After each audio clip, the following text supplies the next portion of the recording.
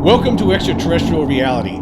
This week there's going to be another hearing on the UFO situation, this time in a Senate committee, and it's going to happen on Wednesday. And I have some thoughts that I want to talk about before that hearing. Of course, as I've talked about in the past, I'm never too excited about any of these hearings because usually nothing really comes out of them for the most part. Usually we get a lot of lip service.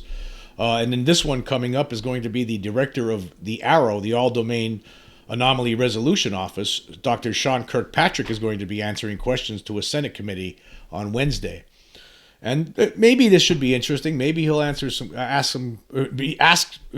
he'll be asked some interesting questions, and maybe he'll provide some interesting answers. I mean, most recently, him and Avi Loeb came out with a scientific paper that stated that they believe it's possible that there are motherships, alien motherships that are in the solar that could be flying near Earth. So I mean that's something interesting, I guess. I mean I don't know why a director of AARO would put something out like that. It's interesting. Usually you don't hear things like that from anybody within the government. But I mean he's not saying that he believes that that's what it is. He's just putting that out as a possibility that it could happen.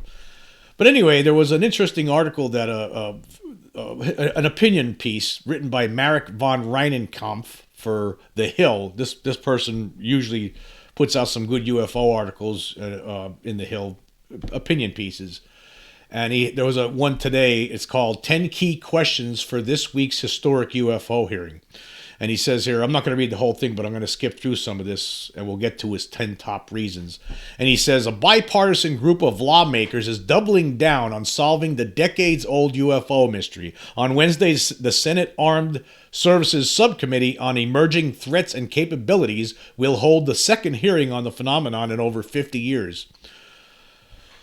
And we're going to skip forward to some of this, but I will leave the link for this so you can check it out for yourself. It says here, the UAP, of course, talking about Kirkpatrick here, says the UAP office's director will be the sole witness on Wednesday's hearing. As such, lawmakers will likely ask about administrative matters to include ensuring the AARO has the necessary funding to execute its scientific mission.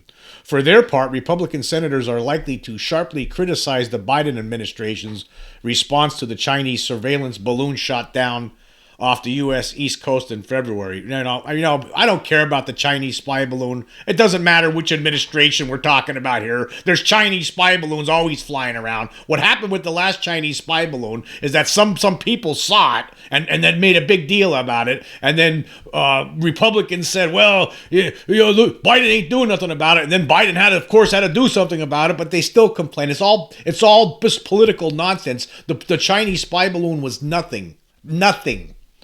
Right, that shouldn't even be part of this discussion. Where if any idiot in this during this hearing starts questioning this stupidity of the Chinese spy balloon, they should be kicked out because it has nothing to do with what we want to get to the bottom of here. Forget about the Chinese spy balloon. It's absolutely nothing. Anyway, continuing here. It says here, but federal law requires AARO to analyze unidentified anomalous phenomena. See, that's the key. That's the key. So it's unidentified. We know what the Chinese spy balloon is. So that shouldn't even be part of the discussion during this hearing. It says here, since the United States intelligence analysts tracked the massive Chinese surveillance balloon from launch and even watched as unusual weather blew it off its intended course, it was neither anomalous nor unidentified. The balloon incident, therefore, is not a relevant topic of discussion for a hearing focused on AARO. So do you hear that? But you know what? This partisanship nonsense is going to happen during this hearing. You're going to hear Republicans out there trying to score political points back home. I talked about the Chinese spy balloon. Now everyone's going to be listening to me and giving me more votes. Just take your Chinese spy balloon and put it in a place where the sun don't shine, right? Because nobody wants to hear about that. It's not going to do any good for you, all right? It's stupid. It has nothing to do with this subject here. But of course, it's going to come up, and nothing I say here is going to change that. Anyway, we're going to skip forward here.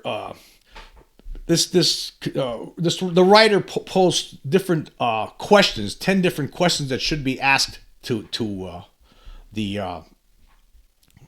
Kirkpatrick. And the first one he has here is, of the 500 plus UAP reports by service members in recent years, how many describe remarkable flight characteristics? Does AARO have high confidence that any UAP exhibited highly advanced technology? Okay, that seems like a good question. I mean, all the questions here I think that Marek puts out they're good, but I don't think it goes far enough, and we'll get into that later. But anyways, as a 2022 government assessment states that of the 366 most recently reported UAP incidents, analysts judge more than half as exhibiting unremarkable characteristics. This implies that over 150 recent UAP reports involve objects that demonstrated remarkable characteristics, not easily ascribable to balloons, drones, or airborne clutter. Similarly, a 2021 report states that some UAP appeared to remain stationary in winds aloft, move against the wind, maneuver abruptly, or move at considerable speed without discernible means of propulsion. Despite heavy redactions, declassified UAP reports show that fighter pilots are often left stunned by such encounters. So we were talking about things here. I mean, this is a good question to ask because you're basically okay. Yeah, they always like to highlight that. You always hear that in these when the Pentagon comes out and says, "Yeah, we figured out that 55% were just balloons or airborne clutter, nothing to worry about." But they don't really talk about the other 45%. You know, the stuff that you see people like Ryan Graves talking about, or you know, some of the service members that have stepped. Like Fravor, for instance, that have stepped forward over the years now, talking about some of the objects that they've seen that are most certainly not, that are certainly showing remarkable capabilities that we just don't have in any aircraft that we have. And then the next question he says should be asked is, are the objects in the now famous Gimbal, Go Fast, and FLIR 1 UAP video still identified? If so, what are AARO's working theories for them? That's a great question. You know, that would be interesting. I mean, I have a feeling Kirkpatrick's not going to have an answer for it, but that's a great question. A really good question. It says, and then he goes on here to say, the publication of the videos in tandem with compelling testimony from eyewitnesses spurred historic, congressional, and public interest in UAP. One of the clips, which is associated with the last known UAP incident, has been in the public domain since 2007. It is high time that the United States government provide working theories, accounting for the full context of the encounters, for the phenomena in the videos. Yes. That's a great question. I think that's one of the best questions here, though, because we really don't know. I mean, all we get is a bunch of all we really have is debunkers online and throwing out all their theories. I'd like to hear what is the theories of the government. What has AARO determined? What is? Do you know what these objects are that were in those 3 videos from 1997 that were leaked? What are they? Do you have any idea? Well, I can tell you, in my opinion, for one thing, the gimbal video it's a flying saucer. That's what it looks like to me. It's extraterrestrial. That's what it is. They don't know what it is, and that's what it is. And apparently, during that video, when that was being filmed, that was just one of many that was seen by pilots. Okay, the third question. Rigorous, verifiable public analyses of the Navy videos confirm fighter pilot accounts that the objects exhibited highly advanced technology. Is AARO aware of these open source assessments? Another really good question. And he goes on to stay here. In the face of government silence, citizen scientists conducted sophisticated analyses of the 3 Navy videos. In short, meticulous geometrical and 3-dimensional models demonstrate that the objects exhibited the extraordinary flight dynamics described by eyewitnesses. A science plan to analyze UAP that exceed the known state of the art in science or technology lies at the core of AARO's mission. Ignoring repeatable, verifiable analyses confirming eyewitness accounts of extraordinary technology runs counter to the spirit of AARO's mandate. That's a good point. Continuing here, so the number 4 question would be. It says, has AARO characterized the UAP observed, often via multiple sensors, by dozens of naval aviators off the U.S. East Coast in recent years? If not, what is AARO's working hypotheses for these highly anomalous encounters? So, yeah, I'd like to know the answer to that question. You have multiple sensors sometimes, radar, not from a ship, and at the same time you have visuals from a fighter jet. So there's there have to be something, right? It's not like there's nothing there. I mean, it's being tracked on multiple sensors. So what do you know about this? And then he goes on to say, over the course of several years, at least 50 to 60 naval aviators training in tightly controlled airspace observed anomalous UAP via radar, infrared heat sensors, and/or visually on a daily basis. The objects frequently tracked at significant distances from shore remained motionless in hurricane-force winds or flew at several hundred miles per hour for extreme durations. Multiple reports describe the objects as dark gray cubes within translucent spheres. Yeah, that's some of the things that Ryan Graves was talking about. Yeah, obviously these things aren't, they're not Chinese or Russian. I'm so sick of hearing, it might be Chinese, might be Russian. No.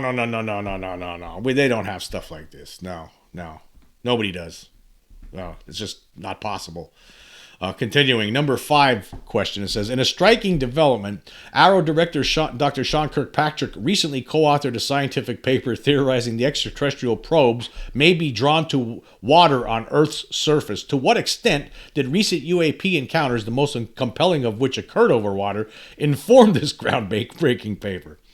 Then this is something I was hinting at earlier here. And he goes on to say here, according to Dr. Kirkpatrick and Harvard astrophysicist Dr. Avi Loeb, extraterrestrial technological probes could use liquid water as their fuel and would necessarily be looking for water as they traverse space. The best known UAP incidents involve objects with no wings or apparent propulsion hovering, causing disturbances, or flying in patterns for extreme durations, exclusively over water. So that's a great question. What informed these two guys when they included that in their recent paper where they're talking about motherships?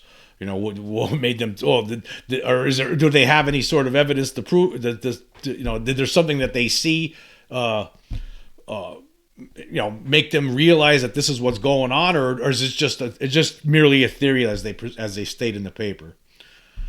The number 6 question is. Do you agree with former Director of National Intelligence John Ratcliffe's statement that UAP possess technologies that the United States does not have and, frankly, that we are not capable of defending against? Why or why not? And that was an interesting thing. Yes, Ratcliffe did make that statement, and he's right. We don't have no. Let's be realistic here. Based on all the reports and how these things operate, we don't have anything like this. We wouldn't have any way of defending against it. That's in my opinion, this is one of the reasons, particularly initially early on, why they never wanted to admit, the government never wanted to admit to the reality that there's extraterrestrials here, because if they do, then that means when the next question is going to be, is there anything we can do about them? And the answer to that is going to be no, because we just don't have the technology. We don't come close to the technology that they have. Okay, then the number 7 question he puts out here is, last week, Space Force Major General John Olson stated that UAP encounters have occurred globally. Could you provide additional context? Yeah, that was an interesting thing, and I'm going to do a separate podcast on this Major John Olson. I'm going to talk a little bit more about that from Space Force. And he did say something that he mentioned just last week, that they occur globally, and Yeah, they do. I don't know. It's not. I don't see how this is news, but it's just interesting that somebody from the government is saying that they occur globally when you have a major general from the Pentagon coming out and saying UAP encounters occur globally. It's big news, even though we all know this for like decades now. They're like admitting a little bit here, a little bit there, a little bit here, a little bit there. They're giving us some crumbs here and there, so that makes it interesting. That wow. Somebody from the government said that. Number 8, how many of AARO's 500 plus cases involve detections by multiple sensors, including satellite or other space-based systems? That's another interesting question, but I think that's more in line with the other question that he put forth earlier. So, how many are we seeing from space? How many are we detecting using satellite systems? That's I'd like to know the answer to that. We all don't like to know the answer to that. The number 9 question is how many UAP-related videos and images are in AARO's possession? Great question. I'd like to know. I don't know if he's going to have the answer for it. I doubt it, unless he reads this article and tries to dig it up right now before the hearing. I would doubt that they have a ready answer for that, because are they even providing him, even though he's AARO, right? Is the military still providing AARO with all the information? I don't think so. Anyway, he writes here, responses to Freedom of Information Act requests reveal that the United States government holds dozens and likely far more of UAP-related videos. Many were undoubtedly recorded by fighter jet-mounted targeting pods. With hours of targeting pod footage publicly accessible, the sources and methods justification continuously cited for withholding such videos does not hold water. If AARO was interested in solving the UAP problem, more data must be released. I mean, the reason they don't want to show you the images has nothing to... I agree with this. Yeah, the reason they don't want to show this, it has nothing to do with the source and methods justification. That's all nonsense. That's complete horse dump, right? Horse dump. It's because they don't, because some of these videos would show you, people would see them and then finally realize, wow, yeah, something really is here. That's the problem. That's why they don't want to show it to them. They're keeping it secret because, again, the weapons the secret control group that's basically made up apparently mostly of representatives of the weapons manufacturers. It's just that's what's going on here. They're keeping it secret, and the Pentagon's acting like a bodyguard. That's what's going on here. And then the final question here, the 10th question he has listed is, the United States government has a long history of triumphantly highlighting resolved UAP reports while ignoring, downplaying, or force-fitting scientifically absurd explanations onto compelling UAP cases. Recent press reports suggest that this may be occurring again. What steps will AARO take to prevent this? That's a great question. Of course, just like I was talking about earlier, you know, they always point out, oh yeah, we resolved all of these. I mean, but they don't talk about the other 45%. We don't talk about that. But hey, the 55%, yeah, we have them all solved. But they're nothing about the 45%. I gotta go now. They always like brushed that aside. They don't want to talk about the unresolved ones. You know, they'll make a dumb statement like, well, yeah, they're unresolved. If we had more information, we'd be able to figure it out. Like, come on. All right, and he finishes up here talking about this, and he writes, in 1953, Cold War fears led the United States government to adopt a semi-official policy of debunking all UAP reports, no matter how credible. Trust in government plummeted. Moreover, fantastical UFO conspiracy theories and a deep stigma around reporting anomalous objects, itself a national security threat, took root in American society. History should not repeat itself. Great remark. Yeah, great observation. Yeah, I agree with that. I think this is a really good article. You should check out the whole thing. It's by Marek von Reinenkampf, and I think you're going to like it. And I liked it, of course. But, I mean, we're going to see what happens, I guess, on Wednesday. But, you know, and maybe some of these questions will be asked. But I could assure you, right, that what questions aren't going to be asked are the questions that I think should be asked. You know, that's a whole different ball of wax. And anyway, we're going to take a quick break, and then we're going to talk about what questions I think should be asked. Okay, we are back. Now, just moving on here with this, what's going to be happening here on Wednesday with this UFO hearing. Now, this contributor to the Hill, Marek von Reinenkampf, proposes 10 key questions that should be asked to Dr. Sean Kirkpatrick, the director of AARO, during this Senate hearing committee meeting on Wednesday, which they'll be talking about UFOs. You know, again, my concern is they're going to focus on stupid things like the spy balloon when that really doesn't have anything to do with it. That's a Chinese spy balloon, so why are we even worried about it? Because it has nothing to do with AARO, right? AARO is supposed to be totally focused on UAP, unidentified things. We know what that other thing was. And apparently they know what these other objects were that were shot down. You know, there was a couple other objects that were shot down too, in addition to that Chinese spy balloon. But they didn't say what they were. So we're probably going to hear stuff about that too. But I don't really care about those things because they're not extraterrestrial. I'm certain of that.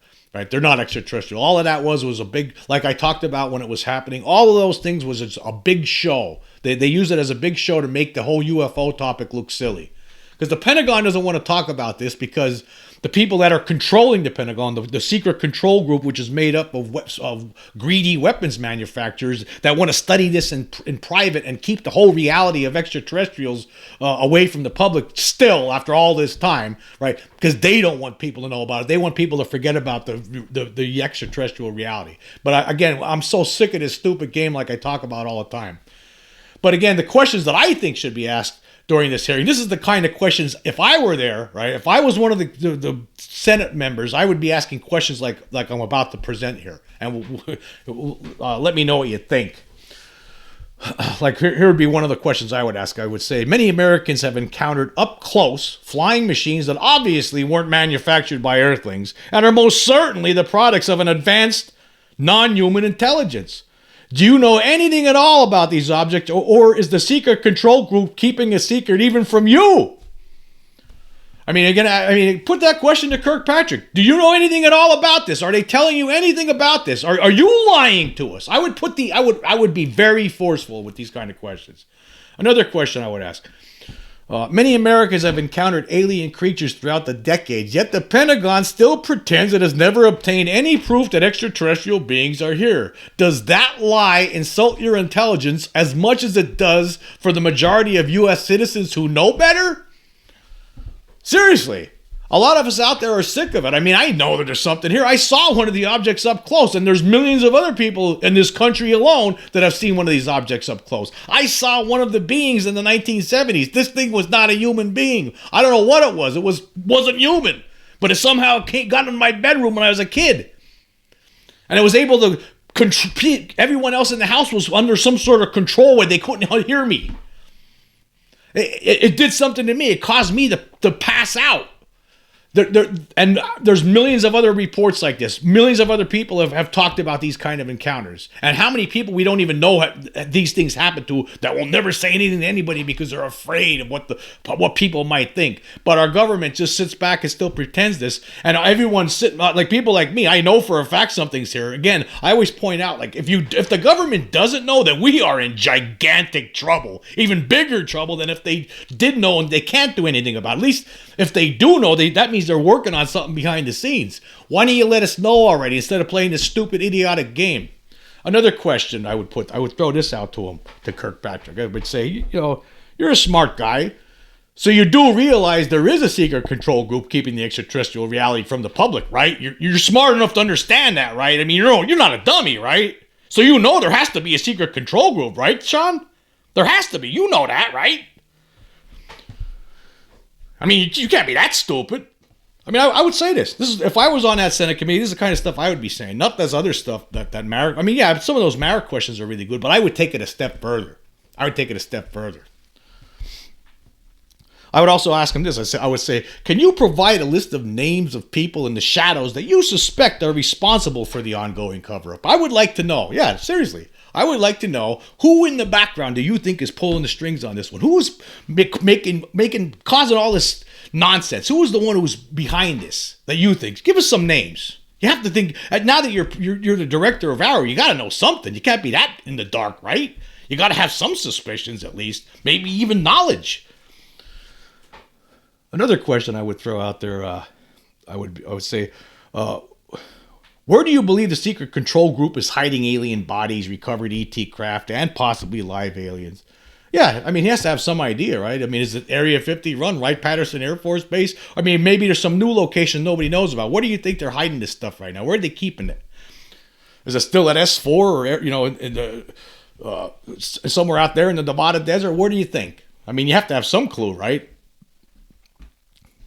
Another question I would ask is it possible that some people who control information related to the ET reality are themselves being controlled by aliens? As crazy as that question sounds, I'll say, I mean, maybe. Hey, if they're still keeping the biggest story of all time a secret from everybody else for some reason. I mean, the aliens themselves, obviously, they want this to be a secret, obviously, right? They don't want anyone to know what they're up to. Right, obviously.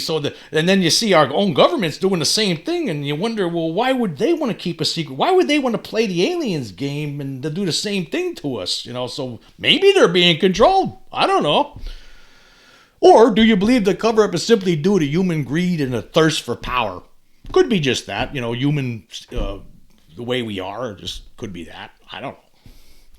Oh, another question I would throw out there. What's your opinion on why this reality is still kept from the public? I mean, it's the biggest story of all time. Yeah. Well, why is it being kept from the public?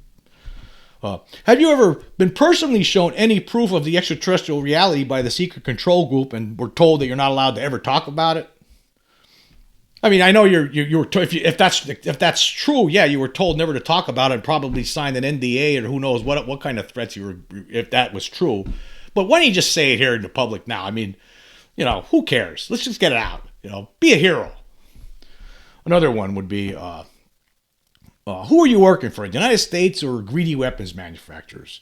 Is it true that a secret Pentagon group serves as a bodyguard to weapons manufacturers who are privately reverse engineering recovered extraterrestrial craft while keeping the truth from the public? Yeah, let's just, who are you working for? Are you working for the people of the United States, or are you working for Lockheed Martin and Halliburton, right? Who are you working for, right? Who are you working for? Okay, and then another question I would throw out there is, instead of playing stupid games with the truth behind many UAP, wouldn't you prefer if we finally just pulled the curtain back on this secret control group so the human race could move on with the absolute knowledge that we're not alone in the universe? Wouldn't that just be better?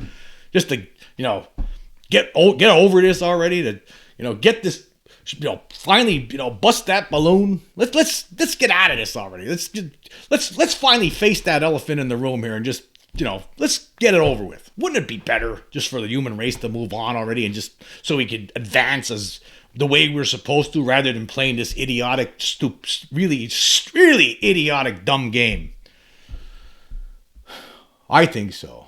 But they're the kind of questions I would be throwing out there, because that's just, I mean, I'm so tired of it. It is a game. We're playing this dumb, idiotic, stupid cover-up game. There's some people that we put in charge of us. We elect. Here's what happened. If you look at the situation in the United States, for instance, and I don't know how it's going for it's happening in other countries too. But as far as the United States concerns, this is how it happened. In 1947, UFOs, flying saucers, are showing up everywhere. People are like wondering what's going on. All right. So then they finally something crashes in Roswell, and apparently. That's when this all started. That's when they started covering this up. I believe that's when it did. I mean, now some people say there's some crashes before that, but let's just start with Roswell. Something happened in Roswell. It looks like they're about to come out with the truth, and then they didn't. They pulled back, right? And then ever since then, there's been a group behind the scenes that just felt you can understand at the time, the religious implications and all that kind of thing, why they would kept it a secret. But we're at year 76 now. This cover up. We've entered year 76. It's way beyond time now. It's way beyond. We need to have this come out at this point. It's time to move on. And people out there, many people are of the same mindset that I am, that we're sick of this stupid secret. We're sick of it. We're sick of this cover up. We want to know more about what these beings are doing, what they are, how many you think are here. We're interested. We're interested too. I mean, this would change the human race, the way we look at things. It would be better for the human race, actually. I think it would be. Okay, there's going to be a little bit of shock for some at first, right? But they'll get over it. Everybody, we get over everything. We're tough. We can handle it. We're numb enough to all this now, and that's going to be something else I'm going to talk about in an upcoming podcast, how we are numb enough to deal with this now. Instead of playing this, like we're having these hearings and all this stuff and all these niceties and the way people talk to each other, not all the time, there's going to be some politics going on there, so there won't be, when they get to the Chinese spy balloon nonsense, you're going to sit there, you're going to hear stupid questions from some politicians who are just looking for political points from their constituents. That's all that's going to be. But I want to hear some good questions about the unidentified stuff. Let's get to the bottom of this. Instead of playing this dumb game, like why not just go to the heart of it already? Why dance around? Why pretend like we still don't know what these things are? That's the whole problem I have. I mean, common sense tells you, right, after all of this information that's compiled over the years, common sense tells you, right, that these things aren't human. There's a non-human intelligence here. It's obvious. And if the people in the Pentagon and other governments of the world don't realize this at this point, then we're really in trouble. Then the trouble is even bigger, more monstrous than you could even ever imagine. I actually believe that it's better to It's better to actually just come out with the truth, because then all of us could try to study this together, rather than just an elite group behind the scenes, an elite group of scientists who can't talk to other scientists about it because it's all compartmentalized within some sort of a secret government infrastructure. But again, that's what we're going to get with this hearing. We're not going to get it. There's not going to be any real revelations. Again, it's going to be tame compared to what it really should be. It's going to be more or less just no answers from Kirkpatrick. They're still trying to figure it out. And Kirkpatrick probably doesn't really know. I don't think he does. It doesn't matter that he's the head of AARO. It's the secret control group that we need. It's the people who in that secret control group who need to be going before the Pentagon, before this committee, or any Senate committee or a congressional, whatever committee that's talking about this. That's what we need to have going before them. Is not someone like Kirkpatrick, because he's not the one who's controlling this. There's somebody else in control. Some other organization has been in control of this since the late 1940s, early 1950s, whenever it started. Who knows? We don't really know how long it's been going on, but it's most certainly since the late 1940s, I would say, since there's been something in place. But we don't know how it's changed over the years and who's on this board now. There has to be something that knows all. There has to be a group that knows that this is extraterrestrial, has a lot of information, and been charged with keeping this secret for whatever reason. But again, to me, that's playing the aliens game. The aliens obviously they don't want people to know what they're doing. I mean, if they wanted us to know what they were doing, they would actually land all over the place and, hey, here's what we're here for. Nice to see that, but they're not doing that. They keep their distance. Right, so why is our officials playing that game? Why not at least let us all know what they're doing? Because obviously they all know what they're doing, right? Anyway, thanks for joining me. Until next time.